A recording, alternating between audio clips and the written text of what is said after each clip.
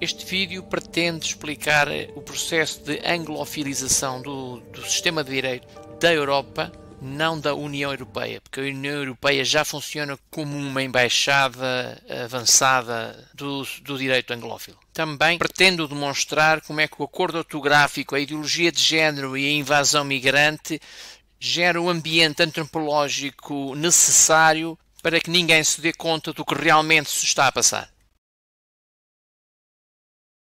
Desde já passava a palavra ao Partido Socialista, ao Pedro Delgado Alves, sobre o artigo 7.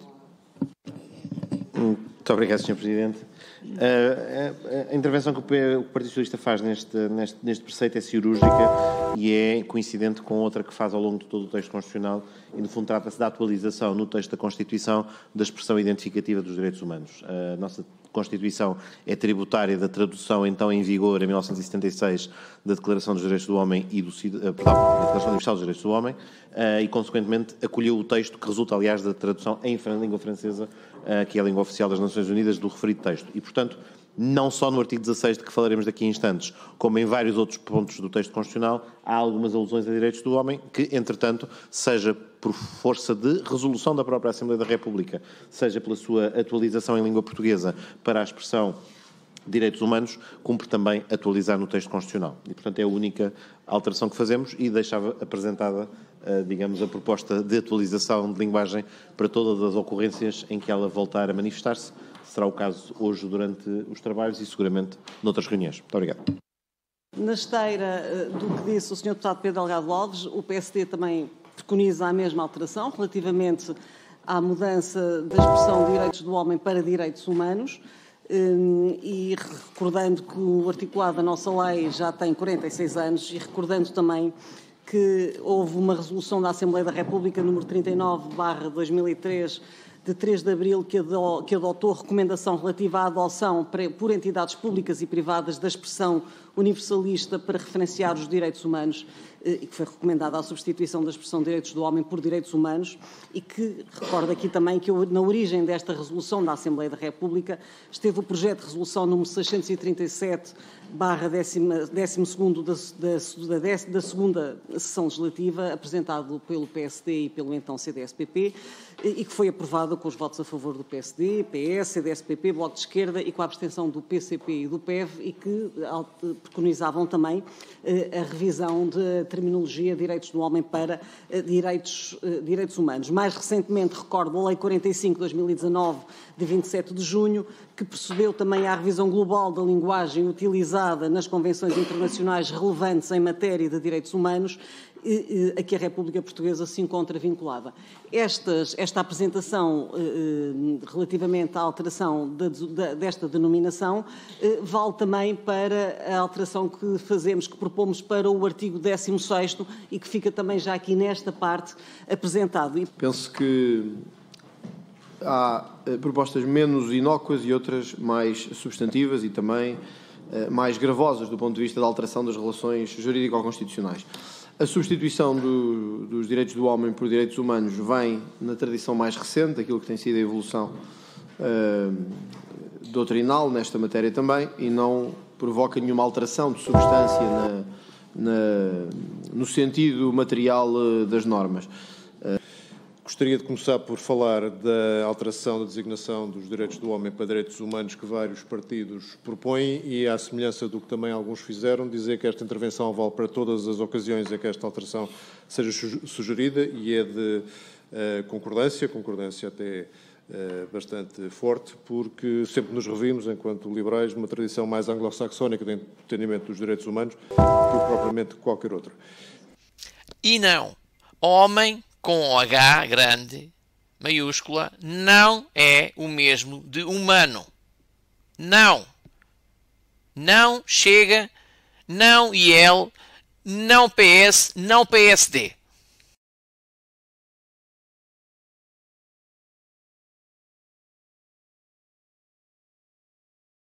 E, portanto, estamos simultaneamente em regime de videoconferência. É através também do regime da videoconferência que se confere natureza pública a esta audição parlamentar. Está em apreciação, como sabemos, uma iniciativa legislativa, o projeto de lei 169/14 do PAN, que determina a declaração da situação ou ligação a organizações ou associações discretas em sede de obrigações declarativas. É público e notório que eu sou maçom. Eu, para efeitos de direito positivo português, não posso ser maçom, porque a maçonaria é uma entidade sagrada e iniciática e o direito positivo português não toca nestas matérias. O que eu sou é membro de uma associação profana chamada Grêmio Lusitano. O grão-mestre não existe para efeitos de direito positivo português. É o responsável por uma pessoa coletiva chamada Grêmio Lusitano. E aqui eu reivindico, com orgulho, o facto do Grêmio Lusitano, autorizado pelas autoridades portuguesas no ano da graça de 1879, ser nada mais, nada menos que a primeira pessoa moral, era assim que se designavam as pessoas coletivas, do direito português. As sociedades iniciáticas são tão naturais como o ar que se respira, e não é desde 1802, é desde antes de Cristo, desde os mistérios de Eleusis a todo o sistema romano. E aí é que a porca torce o rabo, porque Manuel Fernandes Tomás, Borges Carneiro, Joaquim António de Aguiar, Mozinho da Silveira, Duque de Saldanha, José da Silva Carvalho, Passos Manuel, Almeida Garreto, Alexandre Herculano, José Estevão. Eu ainda há bocado estava a dizer, acabei de entrar no maior templo da maçonaria em Portugal, porque isto é tudo maçons ou grão-mestres. Senhores deputados, todo o Parlamento é uma homenagem e é o sítio mais sagrado da maçonaria portuguesa. A democracia portuguesa é a nossa casa, desde a origem. E vocês foram ocupados por um partido, num simulacro de Assembleia e num simulacro de Constituição, que o professor Marcelo Rebelo de Sousa chama ditadura constitucional. Mas na mesma altura em que começou a dita Assembleia Nacional, o Grande Oriente Lusitano foi extinto, os bens foram roubados. E eu aqui quero homenagear o despacho da Junta de Salvação Nacional de 9 de maio de 1974, que restituiu o seu dono. Isto é, a maçonaria portuguesa foi extinta paralelamente à ocupação do tempo da democracia, que hoje chamamos Assembleia da República. E, portanto, entrar aqui é entrar na minha casa, é entrar e homenagear aquilo que eu considero a mais antiga Associação Democrática Portuguesa. Grande Oriente Lusitano, Grêmio Lusitano. Que eu às vezes não percebo. Como é que alguns gestores da República Portuguesa não sabem que um dos fatores internos do nosso poder internacional é paralelo àquilo que pode representar a segunda mais antiga obediência maçónica do mundo. Na hierarquia, caiu-nos a sorte de ser a segunda entidade na hierarquia maçónica internacional. Nós somos um fator de poder do Estado português. Porquê? Desculpem dizer isto com alguma emoção, porque há muitas maçonarias, mas há uma que sempre foi patriótica. Fomos nós, o Grêmio Lusitano, maçonaria portuguesa. Respeitem-nos. A única coisa que custa é pedirem-nos respeito. É respeitarem um valor fundamental da democracia portuguesa. Um valor paralelo ao próprio Parlamento. Em primeiro lugar senhores deputados, nós estamos numa época pós-soberana, pós-legiferante. Vamos supor, eu, cidadão português, que faço parte do Grande Oriente Lusitano e que me aborrece. Porque o maçom está sempre em dissidência permanente.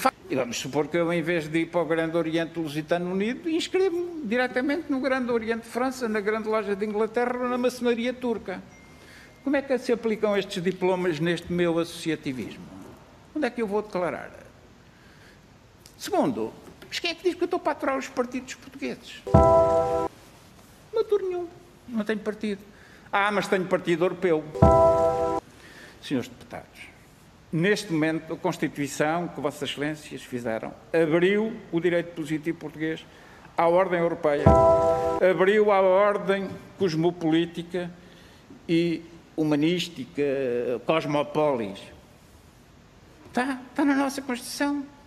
E eu, além de ser cidadão da República Portuguesa, sou cidadão europeu.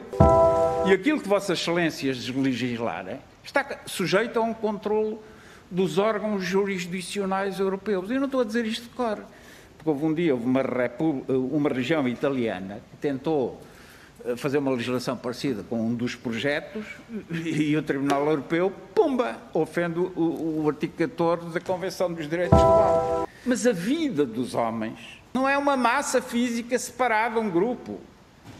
Cada grupo é uma massa de atividades, bolhas, que não têm fronteiras, que confundem o cidadão da República Portuguesa com o cidadão europeu, como eu me reclamo.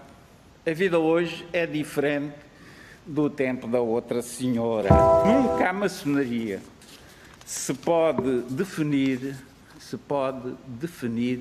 sem consultar qual é a Constituição do Grande Oriente Lusitano. O Grande Oriente Lusitano não é uma entidade de caráter organizativo nem associativo. As leis internas são claras. É uma ordem. É uma aliança de homens livres e de bons costumes, e isto não tem a ver com as fronteiras da República Portuguesa, tem a ver com uma atividade iniciática, tem a ver com o símbolo. E vou concluir dizendo apenas isto, fazendo uma citação. Fernando Pessoa, 1935. O Estado está acima do cidadão. Ninguém tenha dúvidas. E Vossas Excelências têm essa responsabilidade. Mas é preciso ver a segunda parte.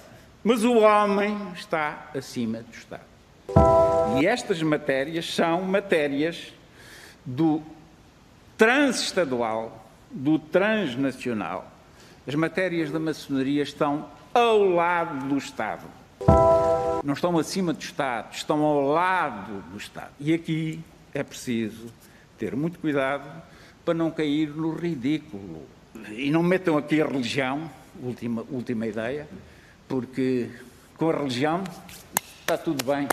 Pois está, temos uma concordata com os católicos e temos a lei de liberdade religiosa para as outras. E a maçonaria não é uma religião. Pois a maçonaria não tem a ver com os diplomas sobre a liberdade de religião, nem quer. Pôs tudo a nível da liberdade de consciência.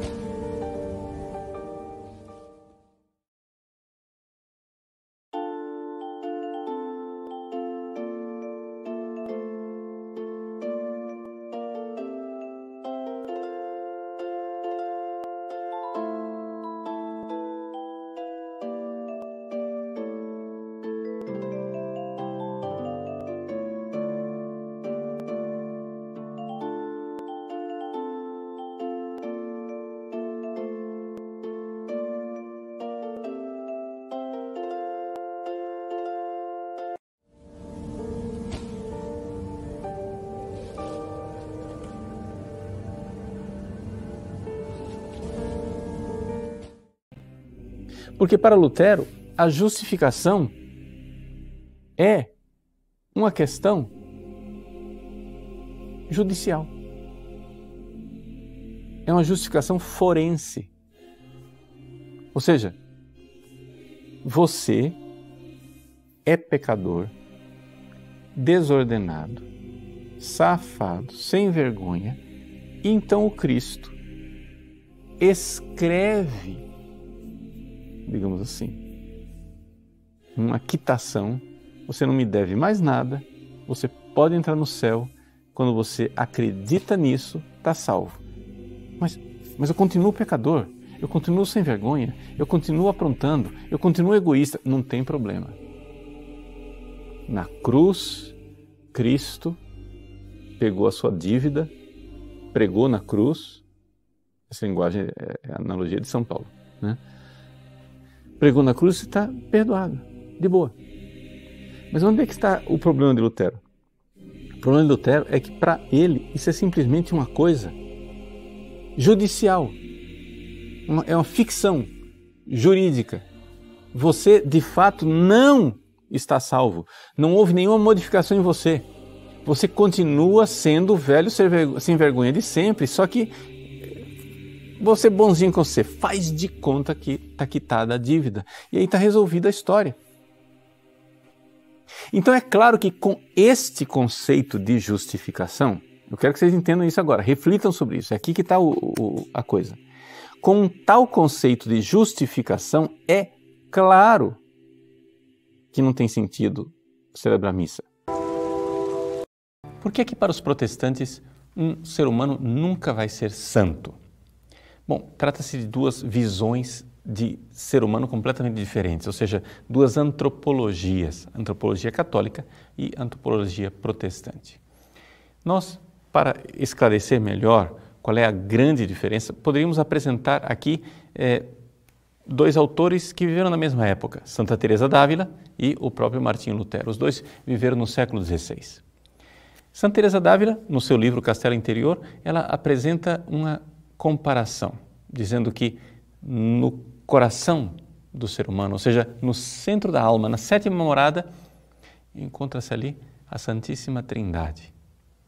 E, de alguma forma, o pecado é um véu que encobre esta realidade, que encobre a verdade ontológica da grandeza da alma humana.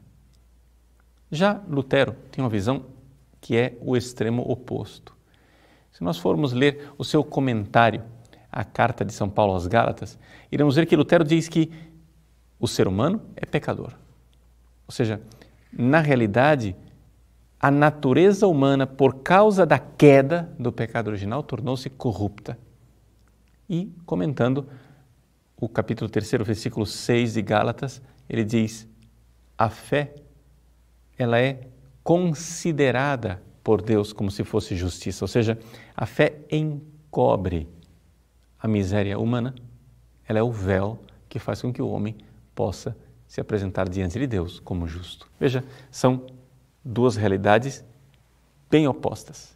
Numa, nós temos um ser humano bom, precioso, e o véu do pecado encobre a grandeza. Noutra, nós temos o ser humano pecador, e o véu da fé encobre o pecado, fazendo com que ele pareça justo. Santa Teresa descobriu que no fundo da alma humana habita a Santíssima Trindade. Por isso, logo no primeiro capítulo das suas moradas, ou seja, do seu castelo interior, ela quer apresentar para as monjas carmelitas e para todos nós a grande verdade. A verdade de que a alma humana é uma joia preciosa. E é uma joia preciosa por duas razões. Primeiro, porque fomos feitos à imagem e semelhança de Deus, mas não somente por isso, mas também porque, e ela diz isso comentando um trecho de Provérbios, capítulo 8, versículo 31, Deus encontra na alma do justo um jardim das delícias. Ou seja, Deus gosta de habitar na alma do justo. Deus gosta de habitar em nosso coração e por isso a Santíssima Trindade está no nosso coração. Quando nós pecamos, na realidade, nós estamos alheios a nós mesmos. É por isso que, para Santa Teresa d'Ávila, existe uma diferença muito grande entre o ser e o estar. O homem é esta joia preciosa. Acontece que, com o pecado, ele está onde ele não é. Ele está alienado, ele está fora de si, ou seja, está fora do castelo. Para Santa Teresa, na metáfora, a comparação que ela faz, a alma humana é o castelo. Se você está no pecado, você está fora do castelo, ou seja, você está longe de você. Você está alheio a você mesmo, você está no fosso do castelo, fora das muralhas, onde, nesse fosso, você é entregue aos répteis e animais peçonhentos, asquerosos, que nos levam à morte. Somente numa relação de amor com Deus é que eu consigo entrar no castelo. E é por isso que Lutero chegou à conclusão de que o ser humano é tão ruim. Porque, como Freud e outros pensadores, Lutero, ao mergulhar dentro de si, mergulhou pouco. Se Lutero fosse verdadeiramente um místico, se ele fosse verdadeiramente uma pessoa que tivesse entrado em contato com a profundeza da sua alma, ele teria compreendido o sol que irradia dentro dele. E é assim que nós só podemos dizer que a visão luterana de homem, a antropologia luterana, é uma antropologia que carece exatamente desta abordagem, a abordagem da relação amorosa com Deus. Ou seja, somente os grandes místicos é que conhecem verdadeiramente quem nós somos. Pois a maçonaria não tem a ver com os diplomas sobre a liberdade de religião, nem quer. Pôs tudo a nível da liberdade de consciência.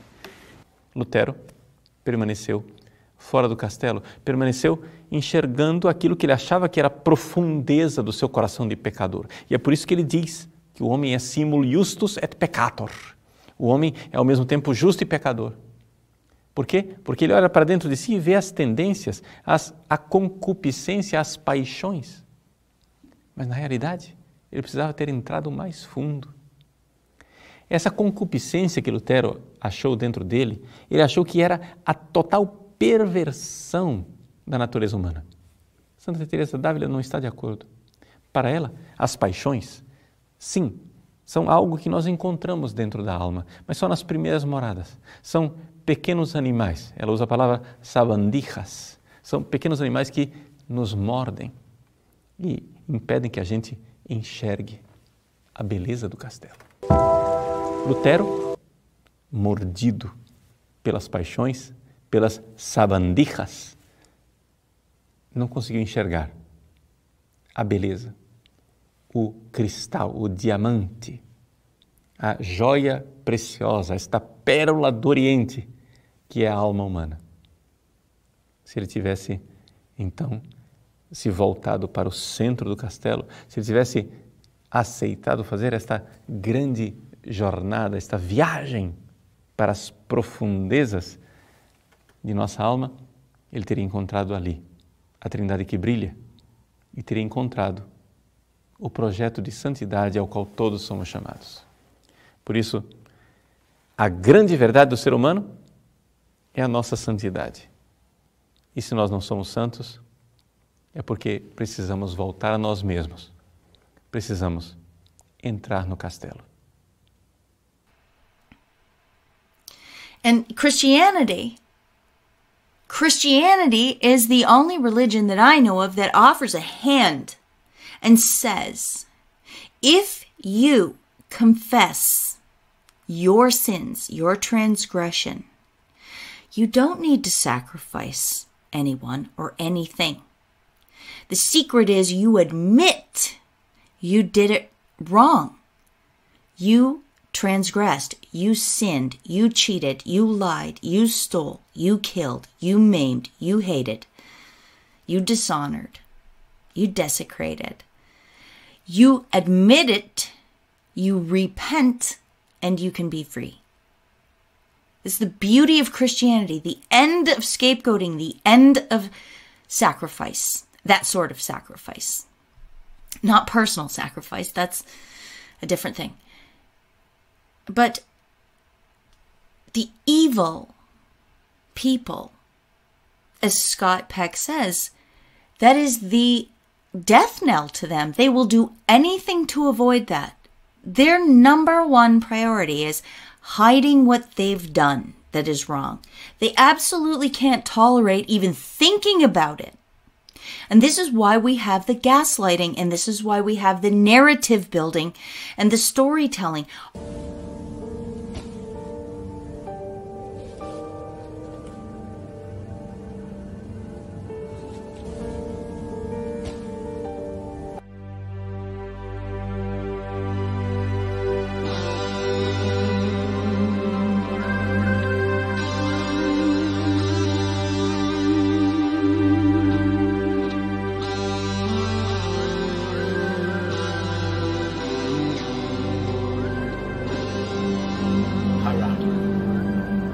what happened is God granted the legal title to man, so that means man looks after this planet. He's duty bound to look after it. But what he has done, or what's been offered to man, is this thing here, which is called the Vatican. And what that means is V-A-T-I-C-A-N.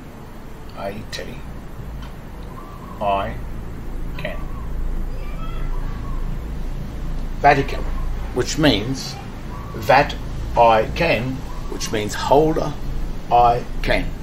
And that's the third rank down. And this is the beast of burden. And he's offered this up to man, and what he's said is, you give me the legal title, and I will give you the equitable title, and I will then serve all the debts, settle all the debts of the meridian of the Garden of Eden, which is the earth. So then he controls the, he's the debtor, becomes the debtor of man. But man created this. God didn't create it, man did. So the God of the Vatican is man. That's Adam.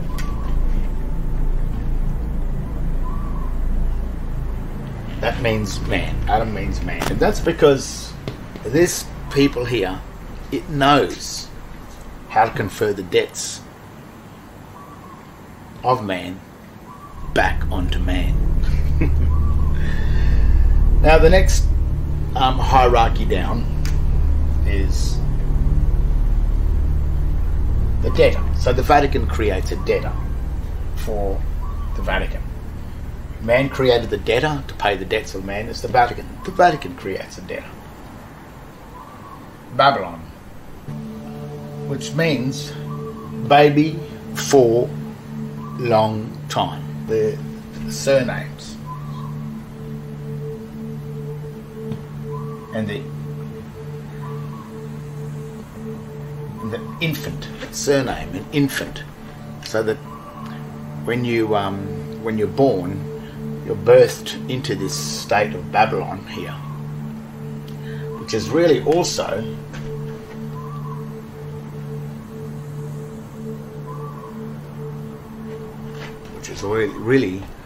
or the Roman Empire, or it's the debtor of Rome. Babylon is Babel, you know, the old Babylonian text and everything. It's in the Bible. It's Babylon's been recognized. It exists, and it exists today. The United States, the Pentagon, that's Babylon. And what Babylon has done is it created a creditor and a debtor. Creditor and a debtor. And this is what they talk about in the Garden of Eden, the tree of life and the tree of knowledge. Creditor, debtor. These two things were accounts. So Babylon had to create a remedy inside this, and to get man to pay his own debts is to turn man into either the debtor of Babylon, so that Babylon could be the debtor of the Vatican, so then the Vatican could be the debtor of man, so that man is the debtor of God.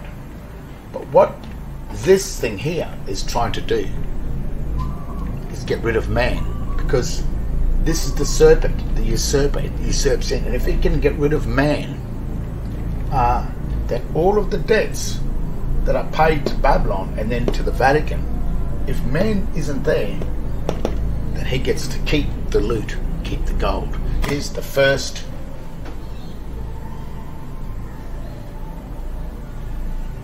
the bank. That is the bank. The trick down here to create the creditor and the debtor, these two accounts are called the Christian and the pagan. Christian and pagan account. It really means the pay again account. Pagan, pay again. So why this is paying again is because man's already paid. It's already, his debts are paid by the Vatican. But the Vatican are going to get man to pay the debts again for the second time. Now, there's two warnings. When God said to man, He said, whatever you do, you never eat from the tree of knowledge. Don't eat, otherwise you will surely die. That was the warning. Now, in the New Testament, Christ came along and he said that in my name only, my name, which is the name of an account, shall you be saved. Now, how do we get man to hold the accounts of the debtor? And this is probably one of the biggest tricks with where the birth certificates and everything, name and surname. Have you noticed that's on your birth certificate? It will say name and surname. Now that's what you will assume, but there's no surname on that document, on the certificate of birth. But there is a name, John Paul, as your Christian name or given name, and then it says surname, and then that's where the Smith will be, the surname. That's made you sort of assume that that's your surname. And then when someone asks you, like a police officer or someone from the state, from the Babylonian state, which is the, at the moment, it is probably the United States Securities and Exchange Commission that owns all of the nations of the world, as well as Canada and as well as Commonwealth of Australia and as well as the United States. US Federal Reserve, which is that bank. Now, when you look at your name, John Paul Smith, if you're illiterate and you don't know what's going on and you haven't been taught how to read the signs at school, because there's two things happening in this: English and sign. That is called a Babylonian, or it's actually called a Latin or ancient Latin symbolic text. This is a descriptive text. It's completely and utterly different. So when a police officer comes to you and says, what's your name and your date of birth, you'll say, oh, sir, my name is John Paul Smith. Someone's made an error. Someone's made a mistake.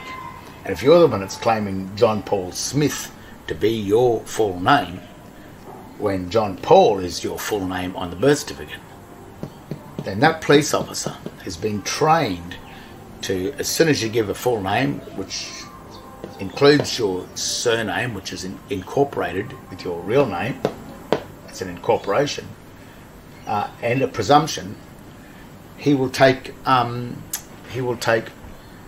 authority over you. You claim to be John Paul Smith, and John Paul Smith, in law and in fact and in reality, John Paul Smith does not exist. Only John Paul in fact exists. So that enters them into the world of fictions. So rather than you being a man, you will become down here a human. Now when you look at the dictionaries again, is a monster. And then when you go into monster, the word monster is a monster is a fiction. John Paul Smith is a monster because he is a fiction. And the other thing which is very strange about this is the minute you incorporate any two items together, any two things together that are incorporated, it becomes a person. And a person is a corporation, corp speaking, which means dead. So through your own ignorance, what you're stating here is that you are the surname who is dead. Now, no one forced you to do this. You did that. You claimed your name to be the incorporated. So in the symbolism, when it looks the symbol, this is the snake, which is Satan.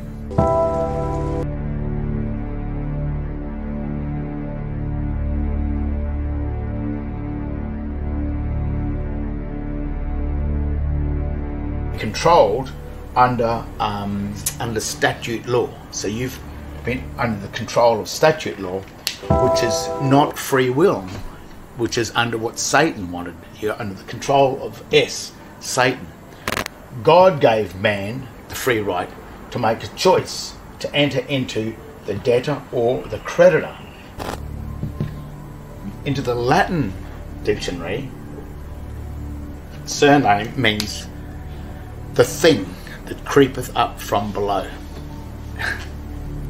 So what's happened is man has been given dominion over the surname, which is the person, which is the human, which is the fiction, which is the dead corporation. But if you hold any sort of document from the government, such as a driver license, a bank card, or a bank account, or even hold the legal title to your home, if you hold any one of those things, you're dead. You're in the tree of knowledge. You're a debtor. Hold the legal title to it, and you have lost your equity, because in trust law, he who holds legal title cannot touch the equity without license. And then John Paul is the creditor. The creditor. And because Christ said, in my name you shall be saved, means that you still are living. You are not dead. You are not a fiction. You are not human. You are not a person. You are not a corporation. You are a Christian. There it is there. You are not a pagan. You are simply a true Christian. The Christians that go into the church that you see on every Sunday, they are not Christians. They are pagans. They believe that they're Christian, and that's what this thing is doing. He's the usurper. He's the trickster.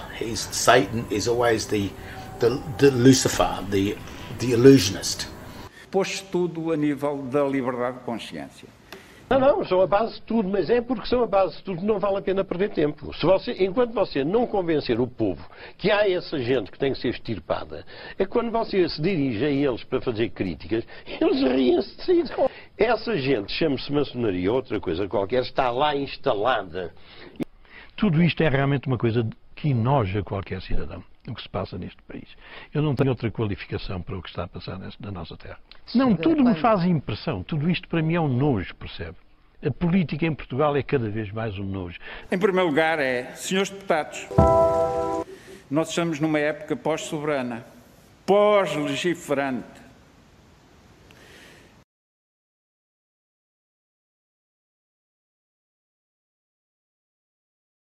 É por isso que o seu nome é escrito em maiúsculas nos documentos, como o cartão de cidadão, contas bancárias, etc. Verifique. É a fraude do nome legal e é estranha ao nosso sistema de direito continental da Europa. Agora já se sabe o porquê de toda a subversão, desde a língua à invasão de migrantes, à subversão da cultura, ideologia de género, etc. A fraude do Estado Civil, nome legal ou fidúcia, só entrou oficialmente na nossa ordem jurídica com o Tratado de Lisboa, em 2007, em vigor desde 2009. Porém, já existe de modo tácito desde a emissão estatal de certificado de nascimento ou cédula pessoal, Decreto número 9591, de 14 de abril de 1924. A revisão constitucional de 1995 acabou com o Instituto de Assentimento, onde, de acordo com o Código Civil, se assentavam os nomes dos cidadãos chegados ao grupo de portugueses. Segue-se a reforma do património imobiliário e o novo princípio da propriedade económica, onde há a separação efetiva entre a posse do terreno e posse da casa sobre o solo. Ambas são coisas independentes. Claramente, direito anglo-saxónico. Porém, desde quando pagamos o IMI? O mesmo é válido para o IRS e, entre outros, impostos. Quem paga impostos está na condição legal de servidão estatal voluntária, o que é uma fraude. Tem os seus direitos políticos cassados. Essa é a razão de termos uma república rebaixada à democracia, devido à eterna e pertença dívida nacional, que é uma dívida odiosa, porque ilegítima. Devido à tácita minoridade política em que este esquema fraudulento nos coloca, vivemos sobre o mandato representativo, segundo o qual nos é dado a crer que elegemos alguém que nos representa. E assim nos vão enganando. O que acham que irá acontecer com a próxima revisão constitucional? É óbvio que a destruição da nossa ordem jurídica irá crescer até checkmate. Portanto, o problema da nossa servidão é, desde logo, o mandato representativo, que é uma forma de mandato político na qual o representante pode agir em todos os domínios como desejar.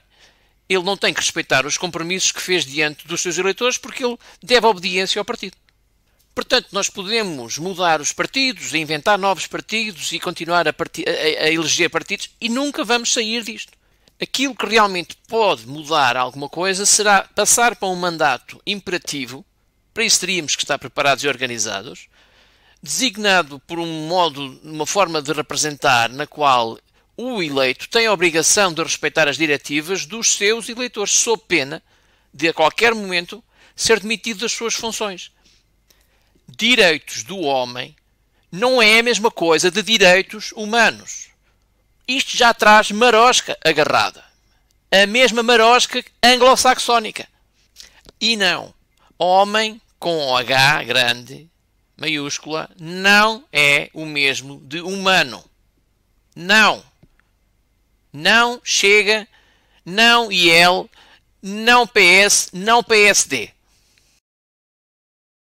Il faut quand même comprendre qu'en droit anglo-saxon, la personne morale de droit public n'existe pas. Donc, il n'y a que la personne physique ou la personne corporation. C'est le système juridique qui est à la base du développement du droit international, je le répète, qui est à la base du développement aussi de la civilisation occidentale. Mais ceci étant, ça ne change rien au fait que la personne physique est une entité réelle et pas une entité fictive au même titre que la personne morale. Une personne morale est une entité fictive, mais une personne physique n'est pas une entité fictive. Personnalité juridique, c'est les attributs que le droit accorde au fait que tu es enregistré comme appartenant au groupe. Tu comprends? Mais ça ne porte pas atteinte à ta qualité de personne humaine. Enfin, c'est pas parce que l'État a été inscrit par les entités, par les gens qui relèvent du droit anglo-saxon sur des registres du commerce internationaux, que ça change la nature de personnes morales de droit public de votre État. Absolument pas. Je veux dire qu'on ne maîtrise pas ce que les autres font de vous. Et puis, effectivement, notre système de droit est très, très attaqué de tous les côtés depuis toujours. Donc, justement, il y a un moment où, à force d'être attaqué, soit on disparaît, soit on s'insurge, on se rebelle et on remet des limites face à nos attaquants. Alors, Chloé, j'ai à opposer deux choses. La première chose, c'est que ces initiatives viennent du système de droit anglo-saxon, c'est-à-dire que les oppositions disons que les oppositions qui sont manifestées par la fraude non légale sont légitimes dans le cadre des juridictions qui relèvent du droit anglo-saxon, donc des pays qui relèvent du droit anglo-saxon. Maintenant, nous, sur le continent européen, dans une très large mesure, j'accepte évidemment l'Angleterre, nous étions des pays traditionnellement de droit civil, de droit écrit, de droit d'origine droit continental. Donc ce sont deux systèmes de droit tout à fait différents, opposés et en particulier opposés par les valeurs qui sont sous-tendues par chacun des deux systèmes, jusqu'à ce que l'hégémonie commercialiste anglo-saxonne veuille devenir totale, envisage le gouvernement mondial et donc se mettent à vouloir empiéter sur sur le monde entier. Parce que, Chloé, je dois rappeler une chose, le problème que nous avons dans nos pays de droit continental, si tu te souviens bien, il y a les Russes récemment ont dénoncé le fait qu'il y avait une évolution de la règle de droit international pour la transformer en règles qui sont des règles arbitraires déterminées de façon unilatérale par une seule partie, qui ne sont évidemment pas décidées par tous les intervenants, les interlocuteurs. Et ce qui se passe au niveau international, nous avons affaire à la même chose au niveau national. Tout ça s'inclut dans la grande transformation, le grand reset, la grande réinitialisation pour instituer un gouvernement mondial avec des règles normalisées sur le modèle du droit anglo-saxon, qui est un droit commercial ou maritime d'essence esclavagiste. Voilà. Le droit anglo-saxon est en train de coloniser, en tout cas, a pour volonté, a pour objectif de coloniser le monde entier d'une façon générale, de remplacer tout le droit international qui était bâti sur des règles de droit public, en tout cas des entités de droit public, transformer tout ça en entités de droit privé et de faire la même chose dans les pays qui étaient régis par le droit continental, c'est-à-dire qui avaient deux champs d'action différents pour le commerce et pour les personnes hors du champ du commerce. Les personnes hors du champ du commerce, c'était la personne humaine, évidemment, la personne physique, et également la personne morale de droit public. Donc, tout ce qui relève du droit public, les États et toutes les entités territoriales et administratives qui échappaient au champ du droit commercial, enfin, qui s'appelle encore code civil, avec une cohorte de règles réfléchies, pensées, qui sont de moins en moins cohérentes, il faut bien le dire, parce qu'il y a eu une vaste opération de convergence donc, de ces règles avec les principes de droit commercial, en particulier sous les coups de boutoir du droit européen, mais pas seulement, aussi par les trahisons internes de tout un tas de personnel politique, juridique et collaborationniste, on est bien d'accord. Ceci étant, ils n'ont pas encore réussi à faire disparaître totalement le droit civil et les principes protecteurs de la personne et protecteurs d'un champ public qui échappe au champ commercial. Et ça, ils n'y sont pas encore arrivés. Donc, il est minuit moins une pour s'opposer à ça et réinvestir nos règles traditionnelles du droit qui sont la protection de la personne humaine et la protection d'un champ d'activité qui soit hors du champ commercial, justement. La problématique de la corruption et de l'influence politique, enfin de la disparition du phénomène politique au profit du phénomène économique est un fait que je dénonce depuis assez longtemps pour bien enfoncer le clou. Il est évident que ça existe. Mais ceci étant, ça n'est pas l'essence même de notre système juridique. Ce n'est pas l'essence de notre développement et en tant que civilisation. C'est une dérive. C'est une dérive mafieuse, une dérive liée à la corruption systémique de tout ce qui est de tout par les puissances d'argent. On ne peut pas se fonder là-dessus pour remettre en cause notre système juridique. Bien sûr qu'il faut réinvestir notre droit civil et le réimposer.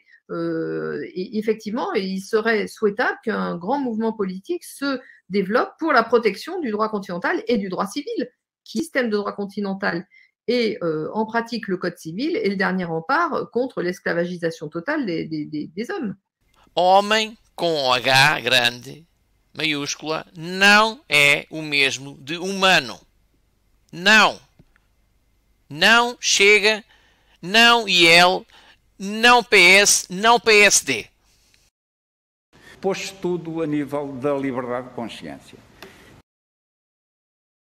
Eu digo-lhe uma coisa. O Dr. Salazar tinha menos poder do que o Dr. António Costa. Em que sentido? Em que medida? Sentido porque dentro da entouragem dele havia maior liberdade de ação. E nós todos sabemos que havia ministros que tinham uma política própria. O ministro das Obras Públicas, por exemplo, tinha políticas que eram muito desagradáveis para o primeiro-ministro. Definiam políticas e agora apenas seguem diretrizes, é isso? O professor Veiga Simão, de quem eu fui muito amigo, saudoso professor Veiga Simão, contou-me várias vezes como no antigo regime se levantou, criticou e insistiu e ganhou batalhas contra o primeiro-ministro da época, como fosse o caso, por exemplo, os Estados Gerais de Moçambique, o governo não queria que fosse uma universidade, queria chamar de Estados Gerais. Pois o professor Veiga Simão tanto insistiu, ameaçou demitir-se e acabou por conseguir a universidade, que era a opinião dele contra a opinião do Primeiro-Ministro. No quadro do elenco governativo agora não existe essa autonomia e esse espírito de independência. Veja que o doutor António Costa vai à televisão e dá as opiniões, responde às entrevistas de acordo com a sua opinião. E não há ninguém no PS, não há ninguém, não há uma pessoa no PS que venha dizer que o Primeiro-Ministro está errado. Ora, isso não era verdade no antigo regime. Ou seja, apesar de termos uma democracia, temos menos transparência de órgãos do Estado, temos menos crítica aos chefes, porque na Assembleia Nacional, não se esqueça que o Sá Carneiro estava na Assembleia Nacional e não se esqueça que os deputados da ala liberal na Assembleia Nacional eram profundamente críticos na Assembleia Nacional do governo e do regime. O Diário de Notícias garante que o líder parlamentar do CDS também integra a maçonaria. Confrontado com a necessidade de criar legislação que obriga ao registro de interesses na maçonaria ou outras sociedades secretas, Magalhães rematou que não é a altura para falar disso. Parece-me mau conselheiro estar a legislar sobre qualquer assunto, não é sobre este em particular, sobre qualquer matéria, basta pressão mediática. Parece-me que é mau conselheiro. Alegadamente, dos 230 deputados, pelo menos 206 dependem de líderes parlamentares maçónicos, quase 90%. Os 3 maiores partidos são chefiados por maçons.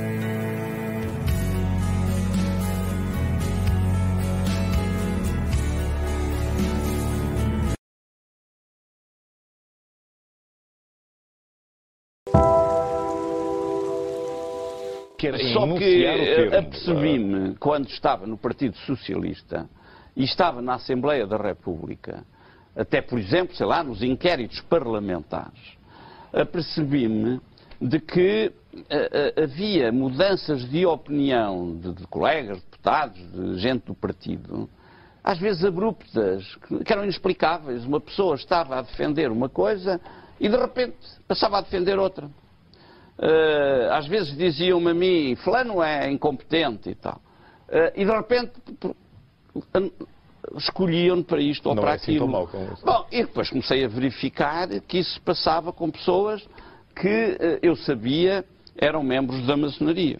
E verifiquei pouco a pouco que havia como que a maçonaria era usada para proteger ou para potenciar as possibilidades de certas pessoas, de certos membros, quando eles tinham oportunidade de acesso a um lugar qualquer. Lugar na economia, lugar na... Bom, essa prática que eu verifiquei que era uma prática chamada solidariedade entre os maçónicos, que também já estava a ser utilizada por pessoas que nem sequer eram das Irmandades.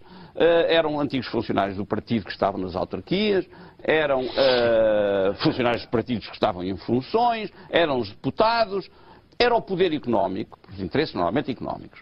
E verifiquei que depois havia uma grande solidariedade entre os membros do partido e que isso era uma prática que eu tinha verificado existia na maçonaria. E, portanto, eu fiz essa ligação. Vocês desculpem-me. E repare... Vocês desculpem que faça uma crítica, é uma crítica ao nosso programa. Eu acho que este é um tempo demasiado precioso para nos interessarmos com essas histórias. Porque essas histórias são a base de tudo. Não, são a base de tudo, mas é porque são a base de tudo que não vale a pena perder tempo.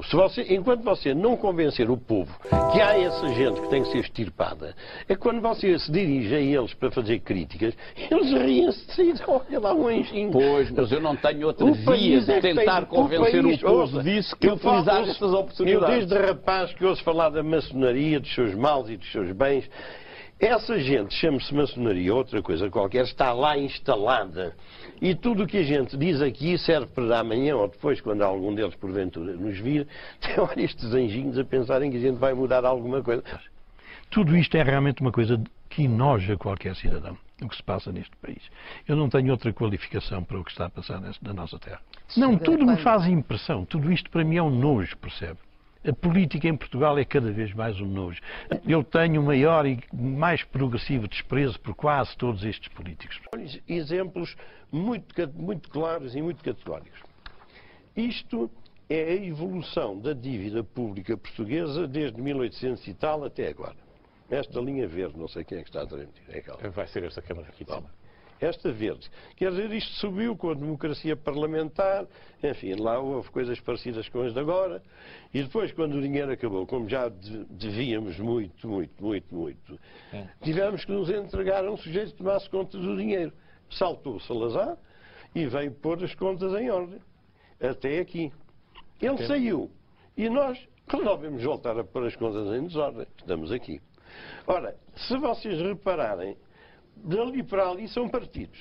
Até ali são partidos. Bom, ou é uma grande coincidência, ou os partidos têm alguma influência nisto. Quer dizer, se essa gente, chama-se maçonaria ou outra coisa qualquer, está lá instalada.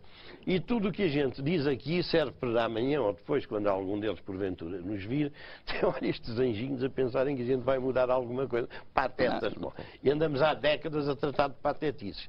Nós temos é de explicar ao povo que isto é o produto de um país governado, por acaso ou não, por partidos, põe o país na insolvência.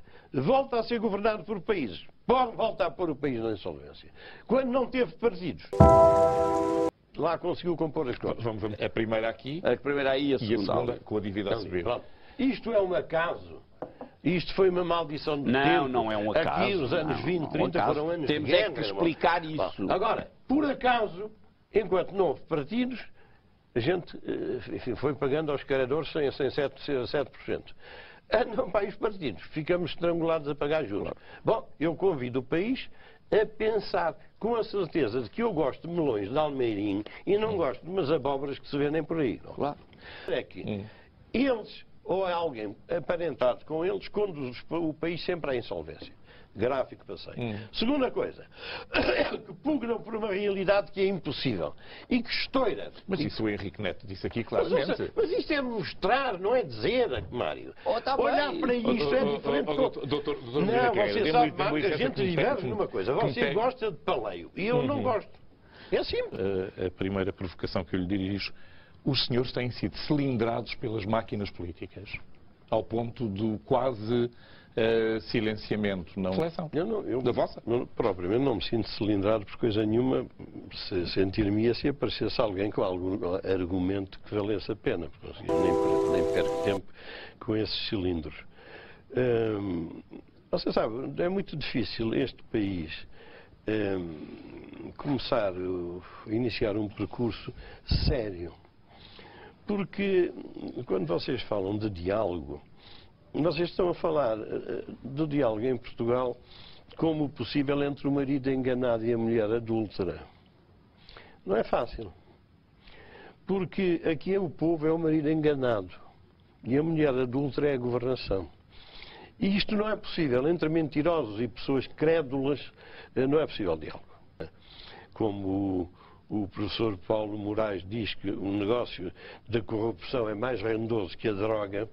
Mas quer dizer, tirando assim alguns bons negócios que vigoram na nossa sociedade, a droga, a cunha, esta prostituição política generalizada, não é possível ninguém falar com ninguém. E hoje em Portugal a sociedade portuguesa não acredita em ninguém.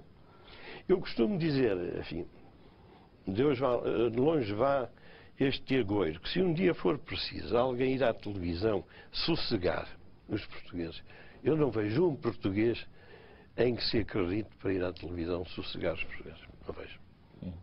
Pôs-se tudo a nível da liberdade de consciência. Lá estão estes modernistas a confundir o livre-arbítrio com a liberdade de consciência. No homem, o que é livre é a vontade, não a consciência. E é por isso que existem tribunais, justiça e lei. O erro não pode ter direitos. E vai daí, em 2025, e eu bem que tinha avisado. Aqui neste programa eu já falei várias vezes que o Tribunal dos Direitos do Homem Europeu também não castigou, por assim dizer, os manifestantes em Espanha que queimaram a foto dos reis, portanto dizendo que aquilo cai dentro daquilo que é a linguagem política. Vou dizer uma coisa, reparaste que disseste Tribunal Internacional dos Direitos do Homem. Sabes que em Portugal não se pode dizer isso. Foi feito, estou a falar sério. Há feito uma alteração legislativa em que é Tribunal Internacional dos Direitos Humanos. Humanos. Não podemos dizer que é do homem. Se calhar enganei-me. Não podemos dizer que é do homem. Não percebem a questão do homem com H grande. Eu peço desculpa aos senhores da ERA. Mas pronto.